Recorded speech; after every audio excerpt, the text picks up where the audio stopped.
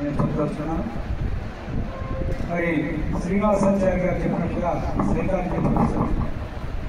నేను హేతువాదిగా మారడానికి మా సైకాలజీ లెక్చర్ కారణం. ఎట్లా అంటే నేను డిగ్రీ చదివే వరకు హేతువాది కాదు. అంటే సంశయం ఉండేది. ఏంటి ఈ ప్రచారంలో ఉన్న మాటలు కానీ దెయ్యం కానీ దెయ్యం పట్టిందని అనడం ఇవన్నీ కూడా డోలాయమానం ఉండేది. డిగ్రీ అయిపోయిన తర్వాత నేను బీఈడి చదవడం జరిగింది. బీఈడిలో సైకాలజీ ఒక సబ్జెక్ట్ 100 మార్కులకి ఒక పేపర్ బీఈడిలో. అప్పుడు సైకాలజీ లెక్చరర్ గారు మాకు సైతమని కేరళ ఆయన. నేను ఏజే కాలేజ్ ఆఫ్ ఎడ్యుకేషన్ మచిలీపట్నంలో చదివాను బీఈడి. అక్కడ ఆయన సైకాలజీ లెక్చరర్ ఉండేవారు.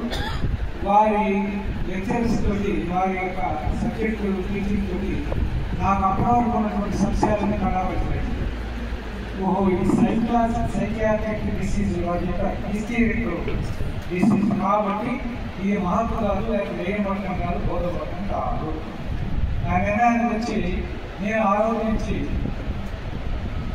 ఏదో ఆలోచనలో పనిచేయడానికి అప్పటి వరకు ధైర్యం ఏమో ఉందేమో అనేటువంటి డౌట్ లేదు. అంటే నిత్య జీవితంలో హేతువాదం అనేటువంటి సబ్జెక్ట్ కాబట్టి నిత్య జీవితంలో మనకు ఎదురైనటువంటి చిన్న సమస్యలు చిన్నవి అయినా కూడా మనల్ని ఒక శ్రవంగా వైపు నడిపించడానికి వీలు పడకుండా అడ్డుపడేటటువంటి సంఘటనలు.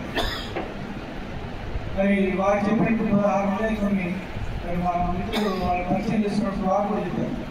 ఏది దయ్యం పట్టినట్టు మాట్లాడితే అమ్మాయికి దయ్యం పట్టింది అట్లా ఏదో శబ్దాలు చేసి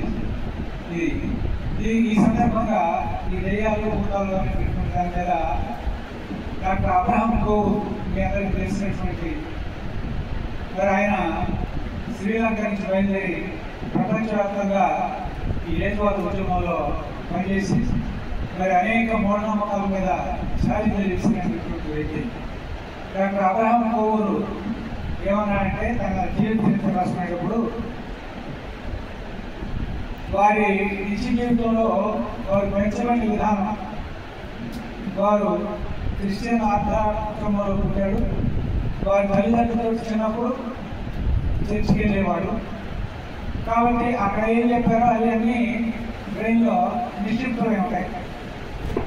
ఆయన ఏమన్నా అంటే తర్వాత వారు మారే దశలో ఈ దయ్యాల మీద భూతాల మీద ప్రయోగాలు చేయాలని చెప్పి వారు భార్యాభర్తలు శ్మశానంలో అర్ధరాత్రి పడుకుంటున్నారు.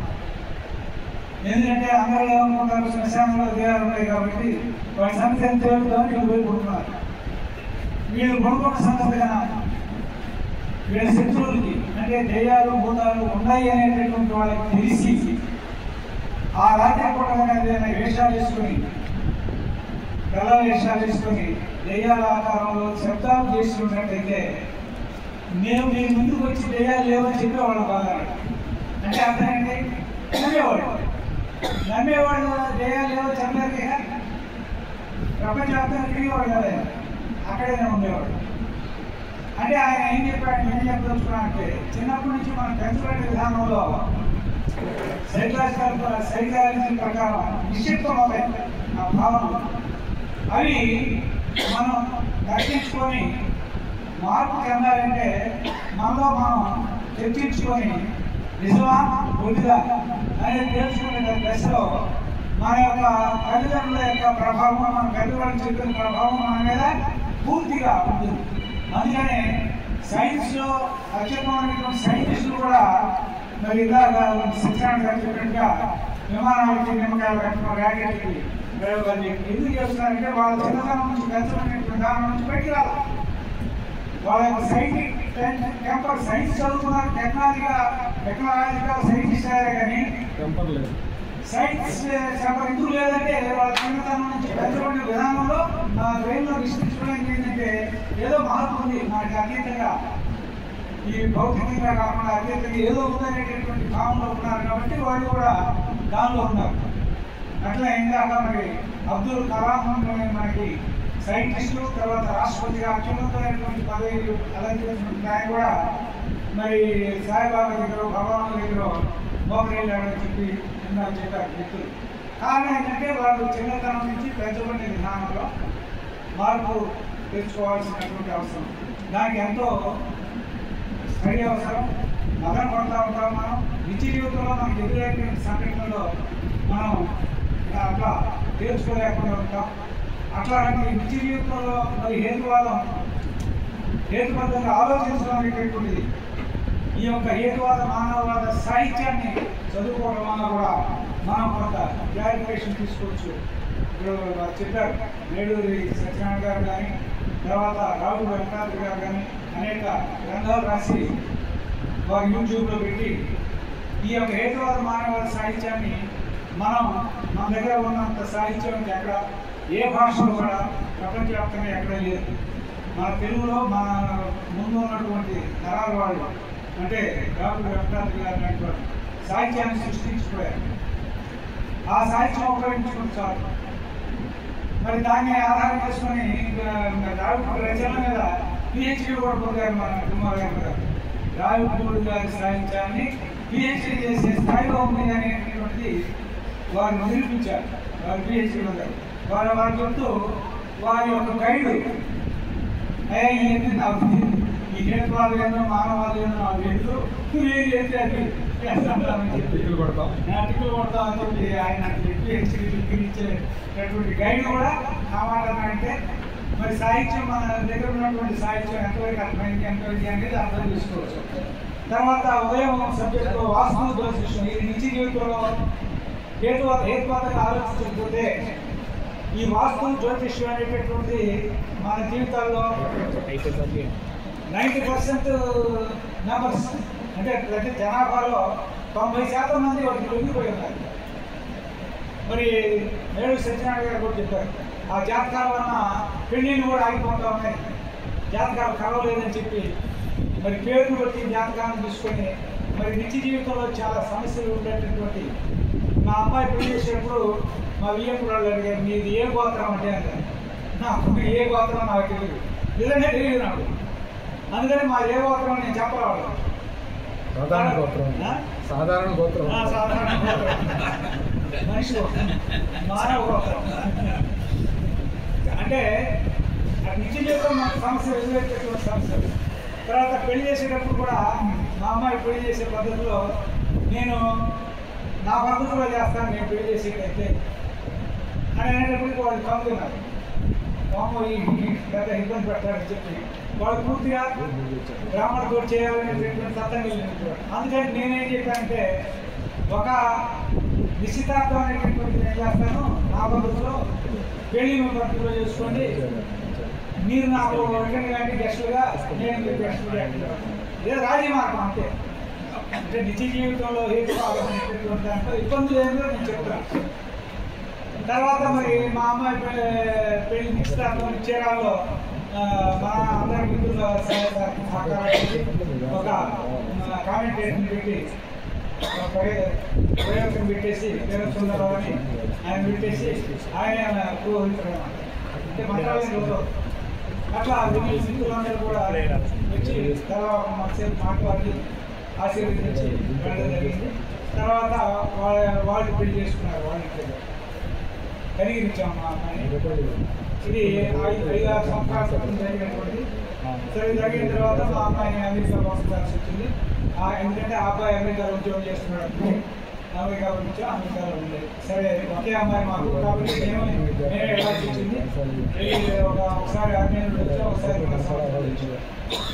ఇది నిత్య జీవితంలో ఎదుర్కోవాలంటే కూడా అక్కడ నేను అమెరికా వెళ్ళినప్పుడు కూడా మనకి మనల్ని మిత్రులను తయారు చేసుకున్నాం. ఇక్కడ ఒక గ్రూప్ మనం తయారు చేసుకున్నాం. ఎట్లా వాకర్స్ గ్రూప్ అని పెట్టుకొని పేరెంట్స్ వచ్చినటువంటి పేరెంట్స్ ద్వారా ఒక గ్రూప్ను తయారు చేసి వాళ్ళతోటి ఉదయం సాయంత్రం ఒక గంట దగ్గరలో అమెరికాలో ఉన్నటువంటి సౌలభ్యం పాల్గొనే దగ్గరలో అక్కడ పోయి ఒక గంట సేపు కూర్చొని డిస్కషన్ చేసేటటువంటి క్రమంలో అందులో పాకిస్తాన్ నుంచి ఒక మిత్రుడు వేశాడు, బంగ్లాదేశ్ నుంచి ఒక మిత్రుడు వేశాడు, మన ఇండియాలో పంజాబ్ నుంచి ఒక మిత్రుడు వేశారు, తర్వాత మన ముంబై నుంచి ఒక మిత్రుడు వేశాడు, మహారాష్ట్ర ఒరిస్సా నుంచి ఒక మిత్రుడు వేశాడు, అట్లా వివిధ రాష్ట్రాల నుంచి వచ్చినటువంటి నిపుణుల్ని సహాయక సహకారాలు ఇస్తే తెలుగు వాళ్ళు ఒక 4-5 ఉన్నారు.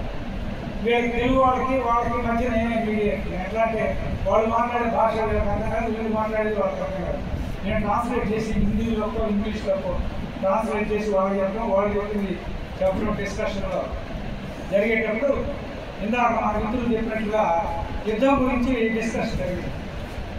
ఎందుకంటే అప్పుడు మేము అమెరికాలో ఉన్నప్పుడు పాకిస్తాన్ వాళ్ళు మన మీద కాశ్మీర్ ఉగ్రవాదం చర్యలు తీసుకోవడం, వీళ్ళు మళ్ళీ అపరాధ చేయొచ్చు, అది ఒక యుద్ధంగా పరిణించింది అని చెప్పి భయపడడం.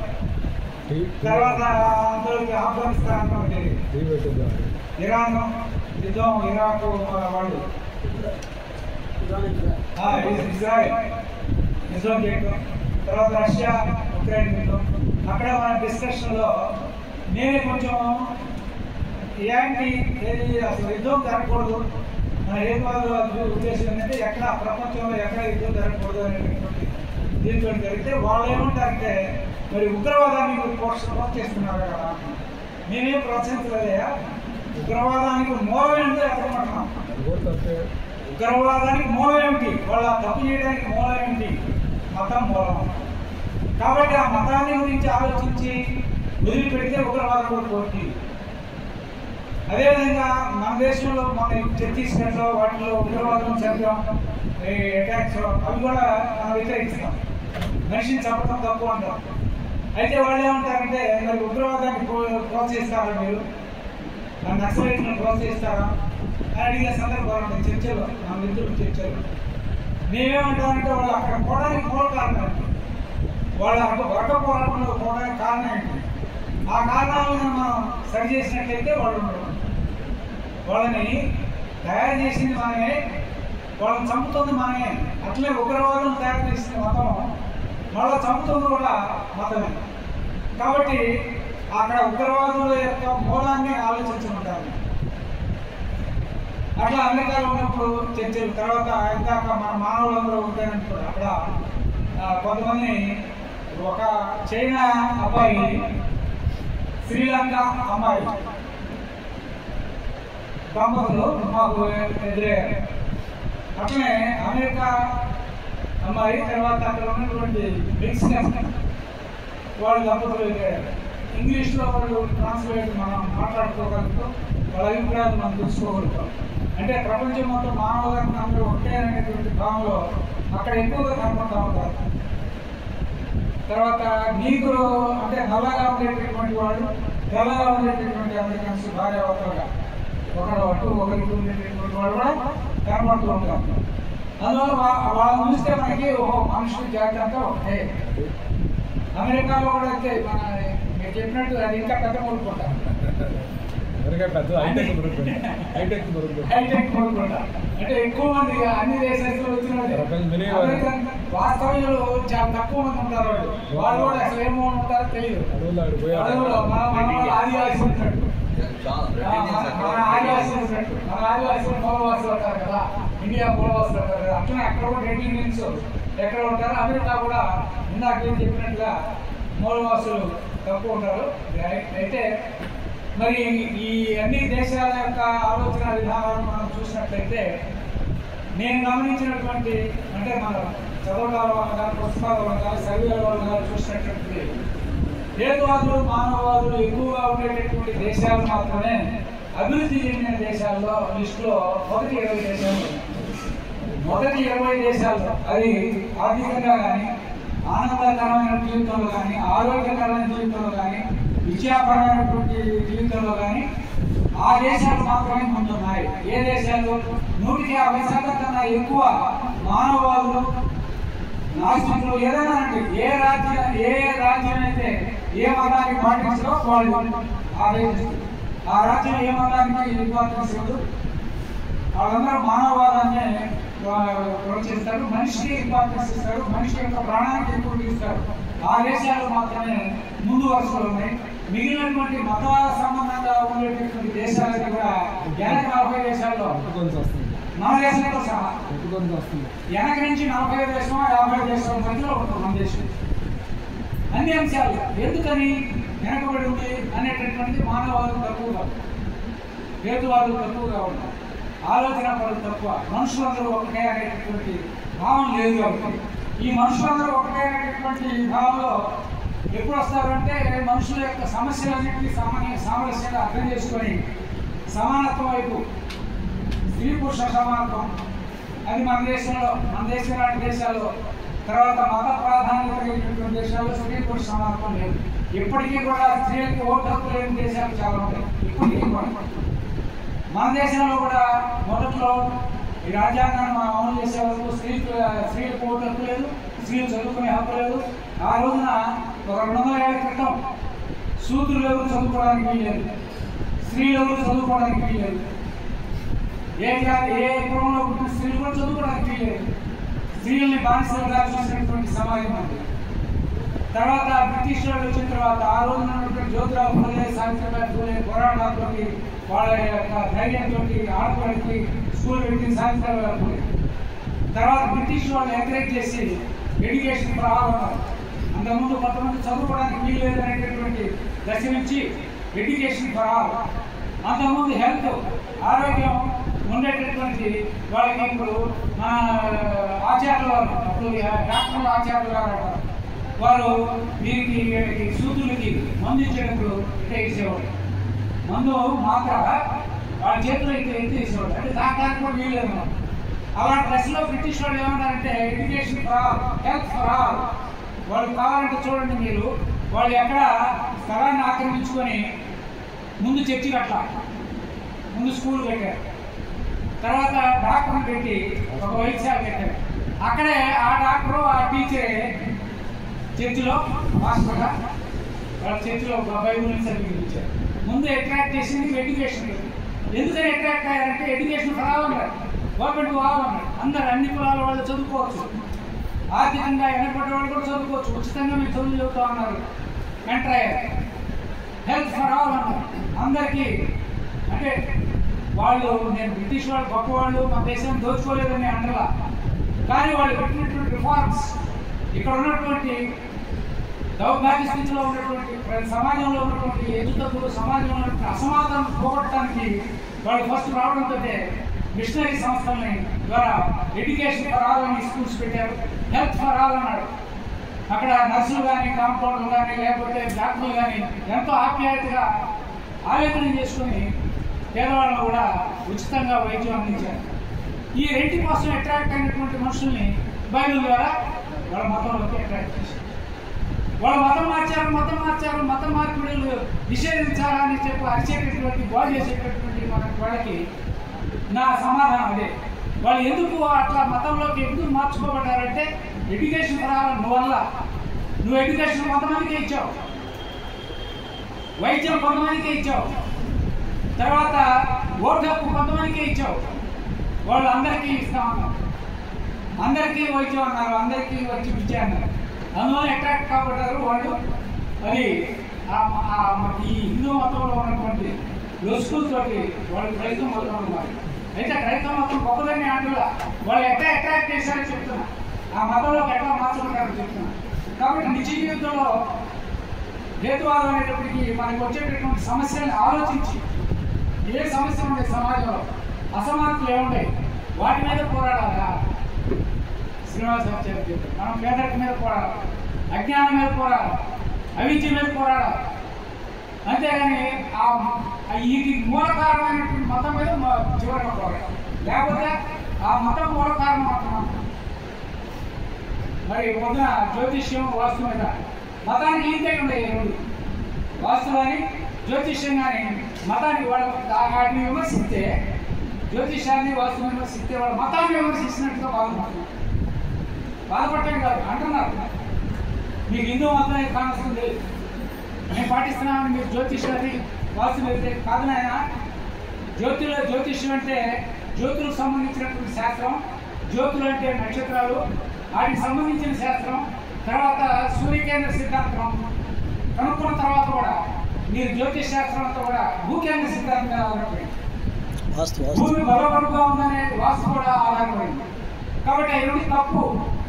ఎందుకు తప్పు చెబుతున్నాం, అంతేగాని మీ మతం తప్పనో లేదా మీ మతాన్ని వ్యతిరేకించడం కాదు.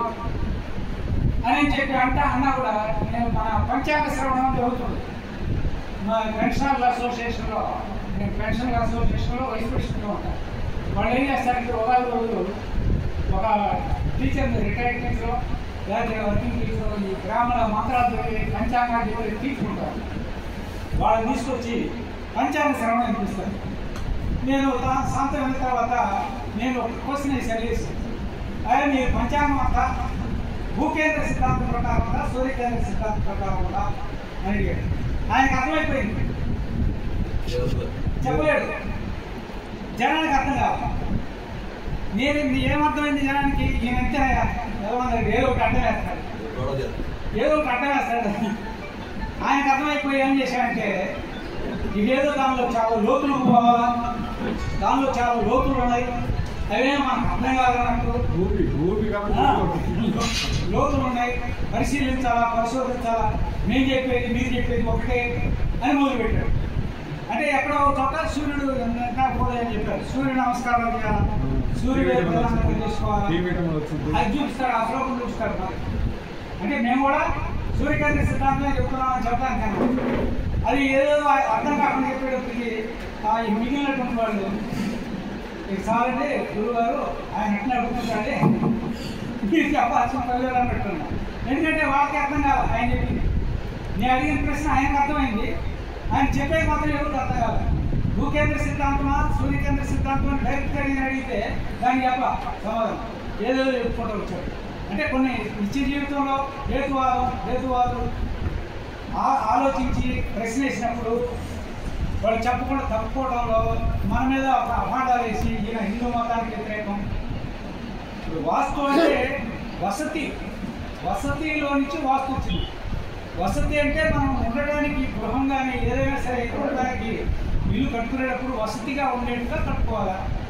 అది ఇంజనీరింగ్ దీంట్లో కూడా వసతిగా ఉండేట్టు.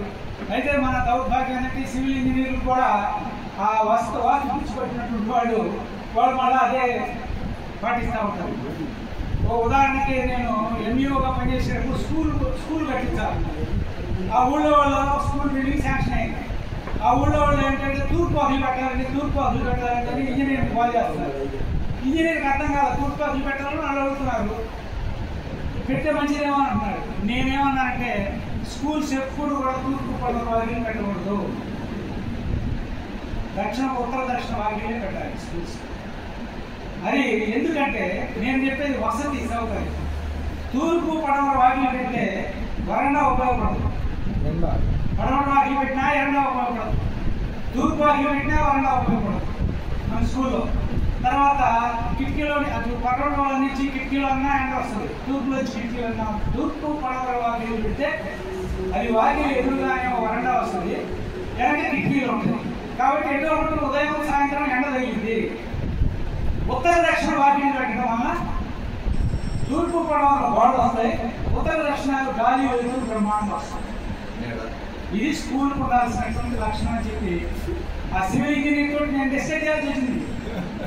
అంటే ఎందుకని ఆయన నేను చెప్పే వరకు ఈ యాంగిల్లో ఆలోచించాలి.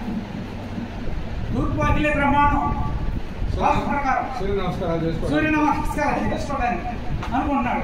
నేను ఈ వివరాలు చెప్పిన తర్వాత నువ్వు తూర్పు పడమర వాకిలి ఎక్కడ పెట్టద్దు అన్న తర్వాత ఆయనకి వెలిగింది, ఒప్పుకున్నాడు. ఆయన అంటే ఆయన గొప్పతనాన్ని ఒప్పుకోవచ్చు, ఆయన తెలియనితనాన్ని ఒప్పుకున్నాడు. అయ్యా నేను ఇట్లా ఆలోచించలేదు, కరెక్ట్ టైం చెప్పింది. స్కూల్కి ఎప్పుడు కూడా ఉత్తర దక్షిణ వాకిలి పెట్టాలా, అవకాశం ఉంటే ఉత్తర వాకిలి దక్షిణ వాకిలి ఏది పెట్టినా పర్వాలేదు స్కూల్కి.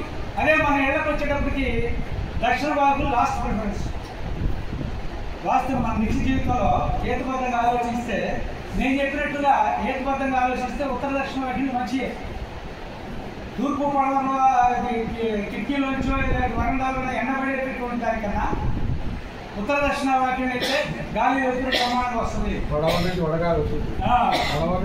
వాకిలి పెట్టి తుఫాను గాలి వచ్చింది, ఏదో గాలి వస్తాయి. అందువల్ల వాస్తు అంటే వసతిగా ఉండాలి. దానికి ఏమైతుందంటే ఫలిత వాస్తును జోడించారు. ఫలిత వాస్తు అంటే ఆ మూలన ఆగ్నేయ మూలన ఇది ఉండాలి, వంటగది ఉండాలి, లేకపోతే పొయ్యి ఉండదు, లేకపోతే అన్నం ఉండదు. అంటే వాస్తు ఫలిత దోషం. ఆ మూలం లేకపోతే నష్టం, ఆ గృహ యజమాని చచ్చిపోతాడు, అట్లనే వాయువ్యాన్ని ఇది ఉండాలా, ఈశాన్యాన్ని అది ఉండాలా అని చెప్పి దిక్కులు లేనటువంటి భూమికి ఉండడం చెప్పారు. దానికి దిక్కులు లేవు. ఆ దిక్కులు లేనటువంటి దానికి వాస్తువులు కల్పించి ఫలిత వాస్తు చేయడం వలన నిత్య జీవితంలో హేతువాదులు ఎదుర్కొనే సమస్యలు చెబుతారు. కుటుంబంలోనే వస్తున్న సమస్య.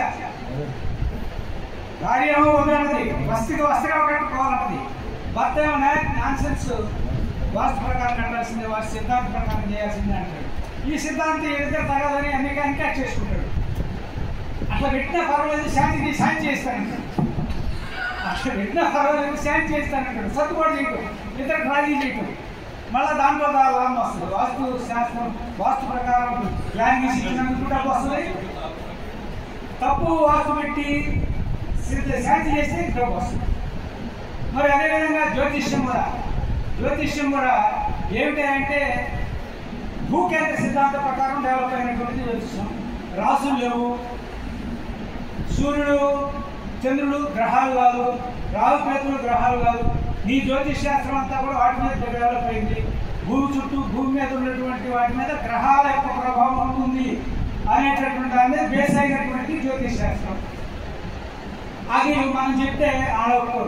రాశులు ఏమంటే నువ్వు ఉంటావు, ఆ రాశిలోకి నేను చంద్రుడు వస్తాడు, ఈ రాశిలోకి సూర్యుడు వస్తాడు అని చెప్పి జ్యోతిష్ శాస్త్రాన్ని కూడా మన నిత్య జీవితంలో తప్పుడు అవగాహన పెట్టుకొని దాన్ని వివరించి చెప్పాల్సిన అవసరం వస్తుంటుంది.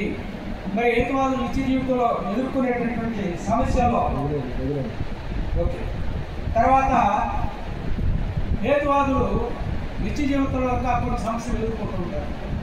నేత్రదానం ఒకటి, రక్తదానం, శరీర అవయవదానం, శరీర దానం. వీటికి హేతువాదులు ప్రోత్సాహంగా చూపిస్తే మన ఆత్మలు, పరమాత్మలు, స్వర్గాలు, నరకాలు లేవని నిరూపించినట్టయితే. లేకపోతే నువ్వు ఎంత చెప్పినా మరి మా డాక్టర్ జిల్లా రవీంద్రబాబు గారు చెప్తున్నారు, వాడి శరీరాన్ని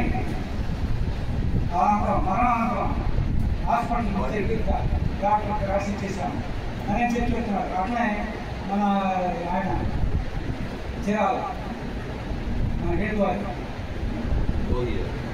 స్కూల్ పెట్టుకుని బాబారావు, మంచిగా బాబారావు ఆయన శరీరాన్ని కూడా డాక్టర్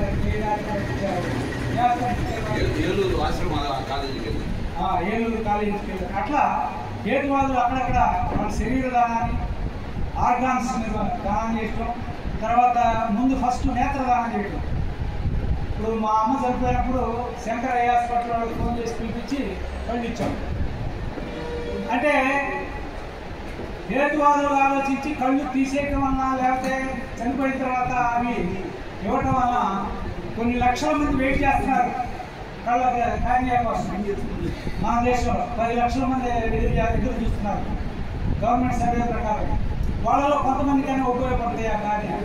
కానీ చనిపోయినటువంటి వాళ్ళకి కళ్ళు తీసేస్తే మరి స్వర్గానికి పోయి కళ్ళు లేకుండా అది ప్రశ్న వేస్తారు మనకి. కాబట్టి నిత్య జీవితంలో మనం వాళ్ళకి నచ్చ చెప్పాలి. ఇక్కడ ఏదైతుందో ఇప్పుడంటే ఇక్కడ సన్ లైట్ అంటే వేరే ఈ లైట్ కి అక్కడ ఏముంటుందో లేకపోతే చూడొచ్చు అని మనం చెప్పాలి. అయినా వాళ్ళు ఒప్పుకోరుగా ఈ కళ్ళు తీస్తే అట్లా. అట్లనే మరి చాలా మంది శరీర దానం చేయడానికి అంటే చనిపోయిన తర్వాత హాస్పిటల్కి ఇస్తే మన శరీరం చనిపోయిన తర్వాత ఏమైందో అందరికీ తెలుసు. హేతువాదులందరికీ ముందుగా తెలుసు ఈ శరీరం ఆత్మ ఎక్కడికి పోయేది లేదు, ఆత్మ అసలు లేదు. మరి లేనప్పుడు ఈ శరీరాన్ని 10 మంది విద్యార్థులు చదువుకునేదానికి వీలుగా మన దేశంలో 100 మంది విద్యార్థులకి, మెడికల్ విద్యార్థులకు ఒక శవం జరుగుతుంది. అదే చైనాలో 10 మంది విద్యార్థులు ఒక శవాన్ని పరిశీలిస్తారు. అంటే శవాన్ని చూసి నేర్చుకునేటటువంటి విద్య ఎంబీబీఎస్ ఆరోగ్య విద్యని మరి చైనాలో ఆ విధమైనటువంటి వాళ్ళు ఎక్కువ శవాల్ని అక్కడ ఇవ్వడానికి, వాళ్ళకి పరిశీలనకి ఇవ్వడానికి అవకాశం ఉంది. కాబట్టి చైనాలో మెడికల్ స్టూడెంట్స్కి 10 మందికి ఒక శవాన్ని వాళ్ళు చదువుకోవడానికి ఇస్తారట. మన దేశంలో 100 మందికి కూడా ఒక శవం. తర్వాత ఆ శవాన్ని గురించి చెప్పేటప్పుడు మాస్టర్ చెబుతుంటే ఈ పిల్లలు మరి ఎక్కడో నుంచో చూడాల్సి వస్తుంది. అదే 10 మందికి ఒకరు అనుకోండి, వాళ్ళ దగ్గరుండి పరిశీలిస్తారు. కాబట్టి మనం శరీరాన్ని దానం చేయడం హేతువాదులు నిత్య జీవితంలో అది చూపించి మనం మిగిలిన వాళ్ళకి ఆదర్శంగా ఉండేటైతే మనం చెప్పేదానికి చేసేదానికి చచ్చిపోయినాక వాళ్ళ పిల్లలు చేసేది ఆ పనులు ఒక నిమిషం చేసేటట్టు మనం చేయాలి.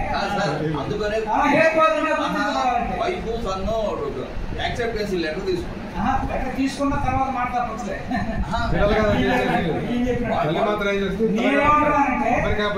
నేనేమంటానంటే పిల్లలు అట్లా తయారు చేయాలి, మన చుట్టాలను అట్లా తయారు చేయాలి. నేను ముందుగానే చెప్పాను, నా సలహాను అట్లా ఇవ్వండి. ఇంకా వాళ్ళ ఇష్టం తర్వాత అంటే వాళ్ళని అట్లా తయారు చేసి వాళ్ళ దగ్గర మాట తీసుకుంటున్నాను నేను. తర్వాత వాళ్ళ ఇష్టం అంటే వాళ్ళ ఇష్టం. అట్లా చేస్తే వాళ్ళు ₹1,00,000 ఇస్తారని చెప్పి చెప్పండి. చెప్పాను ₹1,00,000 ఇస్తే వాళ్ళకి.